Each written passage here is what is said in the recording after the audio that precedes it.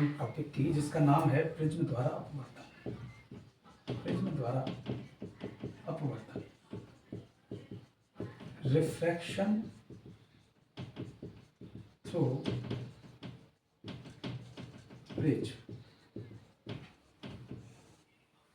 सबसे पहले दोस्तों इसके लिए डायग्राम बनाएंगे। तो ये प्रिज्म का डायग्राम है।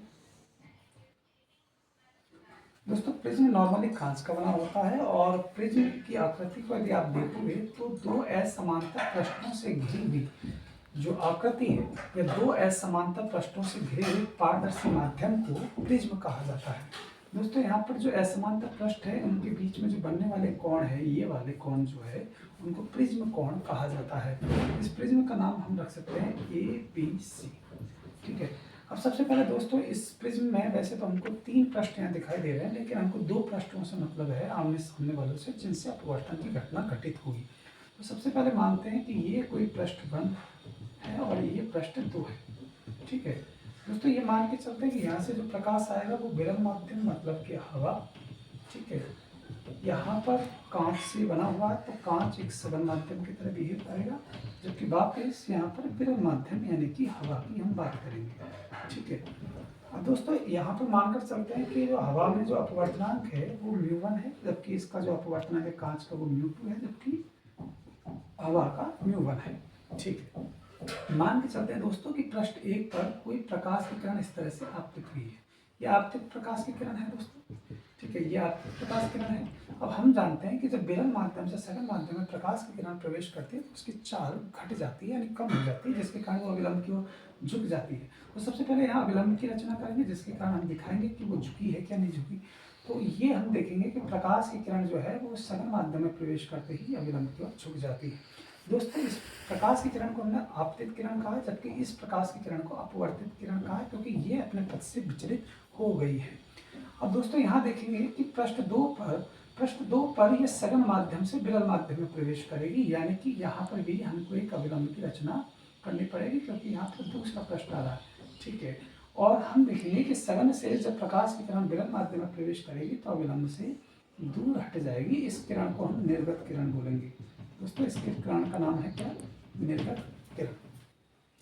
अब हम जानते हैं कि आपतित किरण अविलंब के साथ जो कोण का निर्माण करती है उसे आपतन कोण कहते हैं, तो हमने इसको I1 से दिखा दिया। जबकि जो अपवर्तित किरण है वो अविलंब के साथ जिस कोण का निर्माण कर रही है उसका नाम है अपवर्तन कोण, एंगल ऑफ रिफ्रैक्शन, इसलिए उसको हमने R1 से दिखाया है। इसी प्रकार से यदि यहाँ पर R1 बना है तो यहाँ पर R2 का निर्माण होगा, जबकि यदि यहाँ पर I1 है तो यहाँ पर मान लेते हैं कि कोण जो है वो I2 का निर्माण हुआ है। दोस्तों हम जानते हैं कि प्रकाश सरल रेखीय पथ पर गमन करती है, यानी कि सीधे पथ पर गमन करती है। तो प्रकाश यदि आपतित इस तरह से हो रही थी तो प्रकाश जाना कैसे चाहिए था? बिल्कुल सीधा, इस तरह से। ठीक है, और हमें पता है कि प्रकाश की किरण यदि इस तरह से निर्गत हो रही है तो प्रकाश की किरण कहाँ से आनी चाहिए थी? कि पीछे से आनी चाहिए थी।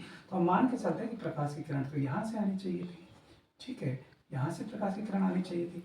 दोस्तों इस चित्र को यदि गौर से आप देखोगे तो प्रकाश की किरण इस तरह से जा रही है और इस तरह से आ रही है, तो कहीं ना कहीं जानी ऐसे चाहिए थी, लेकिन ये इस तरह से बैंड हो चुकी है निर्गत किरण के रूप में, यानी कि यहाँ पर इसका विचलन हुआ है, यानी कि अपने पथ से भटक चुकी है।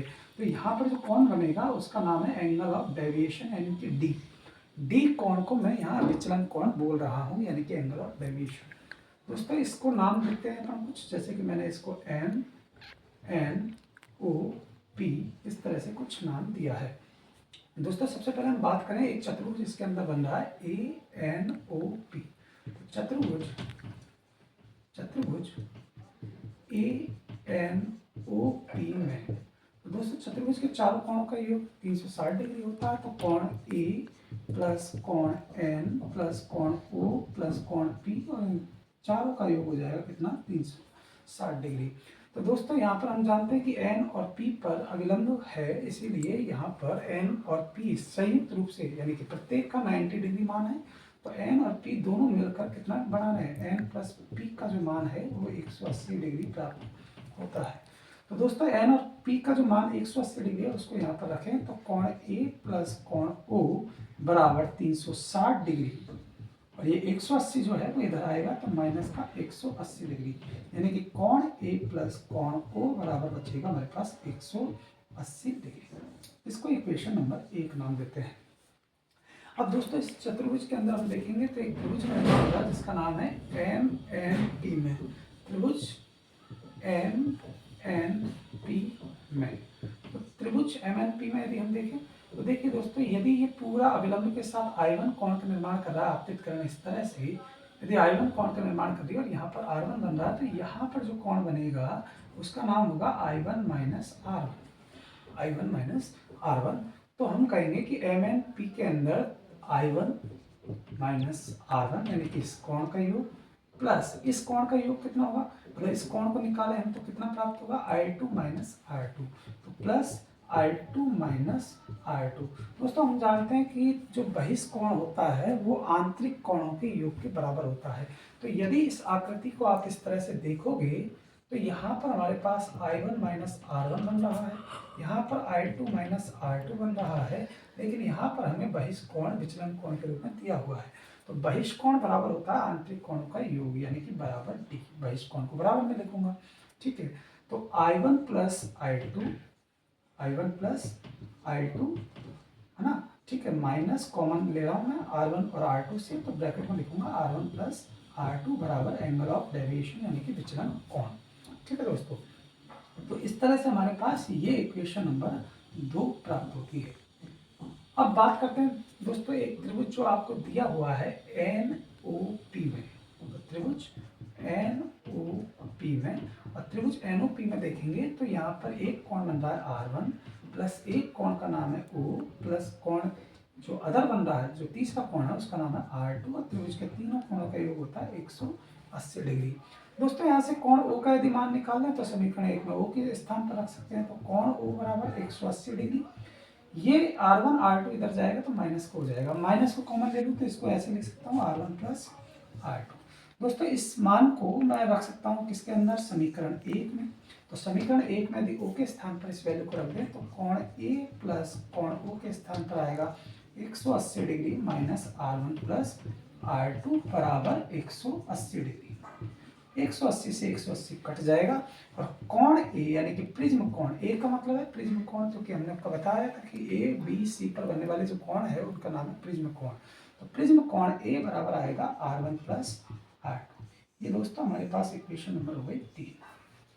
अब दोस्तों हम बात करते हैं पृष्ठ 1 और पृष्ठ 2, जिनकी हमने अलग अलग 2 पृष्ठों में इसको विभाजित किया है। वैसे तो 3 पृष्ठ होते हैं, लेकिन मैंने बताया कि अपवर्तन की घटना यहाँ पर मुख्यतः 2 पृष्ठों से हो रही है। तो पृष्ठ 1 पर, ये पृष्ठ 1 के लिए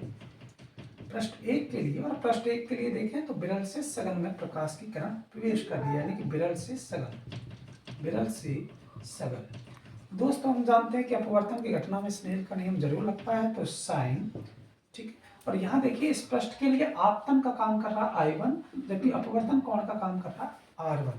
तो साइन I1 बटे साइन R1, क्योंकि हम जानते हैं कि अब जो स्नेल का नियम होता है वो होता है साइन I बटे साइन R बराबर अपवर्तनांक यानी कि म्यू, यानी कि एक नियतांक। तो साइन I1 बटे साइन R1 बराबर हो जाएगा अपवर्तनांक। यदि दोस्तों हम कोणों को अत्यंत सूक्ष्म या अल्प मान लें तो हम इसको लिख सकते हैं I1 बटे R1 बराबर म्यू, क्रॉस मल्टीप्लाई करें तो I1 बराबर आ जाएगा म्यू R1, और इसको हम इक्वेशन मान सकते हैं समीकरण नंबर 4, ठीक है। दोस्तों हम पृष्ठ 2 की बात करेंगे। तो पृष्ठ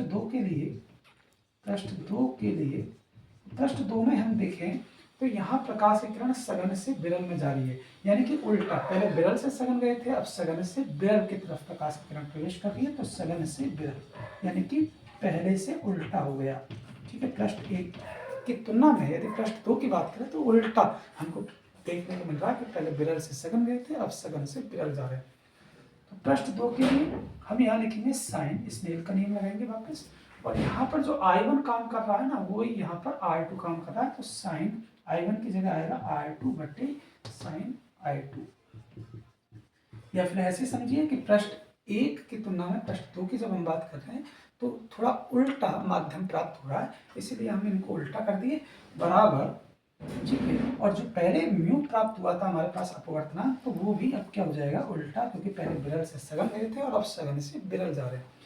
कोण अत्यंत सूक्ष्म हो तो हम इनको लिख सकते हैं क्या, R2 बटे I2 बराबर 1/म्यू, क्रॉस मल्टीप्लाई करें तो I2 बराबर म्यू R2, ये दोस्तों समीकरण नंबर 5 हो गया। अब हम क्या करेंगे, समीकरण ए, समीकरण 4 और समीकरण 5 को, यानी कि I1 और I2 की वैल्यू को जो है वो समीकरण 2 में I1 और I2 के स्थान पर रखेंगे और इस तरह से हमारी इक्वेशन काफी हद तक हल हो जाएगी।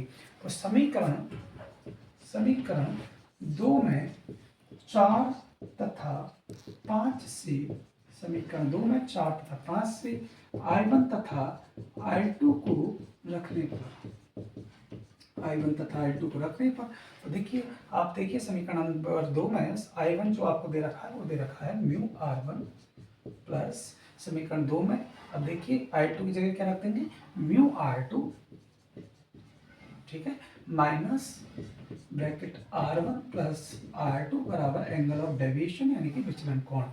दोस्तों यहाँ से हम देख सकते हैं कि हमारे पास ये कंडीशन प्राप्त हुई है।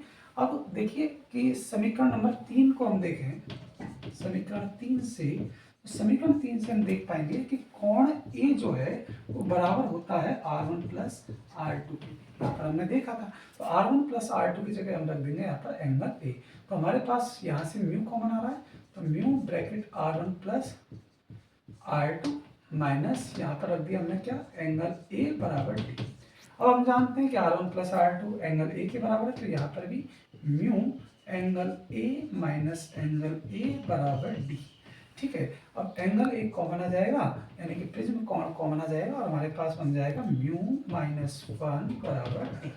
तो दोस्तों ये जो है वो प्रिज्म कोण अपवर्तनांक है और ये है विचलन कोण, और इसी तरीके से ये जो इक्वेशन है वो हल हो जाती है। यदि हम न्यूनतम विचलन की स्थिति की बात करें, यदि आगे न्यूनतम विचलन की स्थिति की बात करें, तो न्यूनतम विचलन में यानी कि डी जो है डेविएशन, उसको मिनिमम कंडीशन की बात करें तो न्यूनतम विचलन की स्थिति में जो I1 है बराबर होता है I2 के तथा R1 बराबर होता है किसके R2 के। तो इस तरह से ये प्राप्त होते हैं हमें न्यूनतम विचलन की स्थिति में। तो न्यूनतम विचलन की स्थिति में यदि इन मानों को यदि हम इक्वेशनों के अंदर रखेंगे तो हमारे पास जो इक्वेशन मतलब जो भी पहले इक्वेशन हमको I1 और I2 की दे रखी है और R1 R2 की दे रखी है, जैसे कि हमारे पास दे रखा था कि I1 प्लस I2 माइनस कोण ए बराबर डी, एक इक्वेशन हमारी ये थी, और R1 R2 जो एक इक्वेशन में दे रखा है जिसका नाम है समीकरण नंबर 3 कोण ए बराबर R1 प्लस R2। तो इनमें आप रखिए इस वैल्यू को, I1 I2 बराबर है तो दोनों के स्थान पर I मान सकता हूँ, तो I प्लस I कितना हो जाएगा 2I माइनस एंगल ए बराबर डी मिनिमम, क्योंकि न्यूनतम विचलन की स्थिति पढ़ रहे हैं।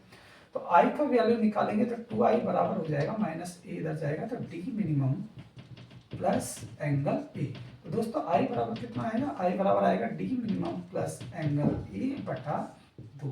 ये हमारे पास I की वैल्यू प्राप्त हुई है। अब हम इसमें R1 और R2 बराबर है, हम जानते हैं न्यूनतम विचलन की स्थिति में, तो R1 R2 की जगह R रख देते हैं क्योंकि दोनों बराबर है। तो एंगल ए बराबर हो जाएगा R प्लस R, यानी कि एंगल ए बराबर 2R, यानी कि R बराबर एंगल ए बटा 2। ये हमारे पास R की वैल्यू प्राप्त हुई है। दोस्तों अब हम इसमें स्नेल का नियम वापस लगाएंगे क्योंकि हम अपवर्तन की घटना की बात कर रहे हैं। तो स्नेल नियम से साइन आई बटे साइन आर बराबर होता है रिफ्रैक्टिव इंडेक्स म्यू के बराबर। ठीक है, तो आई की वैल्यू रख देंगे साइन, आई की जगह रख देंगे T minimum plus angle A बटा 2 बटा साइन, और आर की जगह रखेंगे एंगल ए बटा 2 बराबर म्यू। तो इस तरह से हमें न्यूनतम विचलन की स्थिति में ये वाला फॉर्मूला प्राप्त होता है। तो इसी के साथ उम्मीद है आपको ये वीडियो पसंद आया होगा।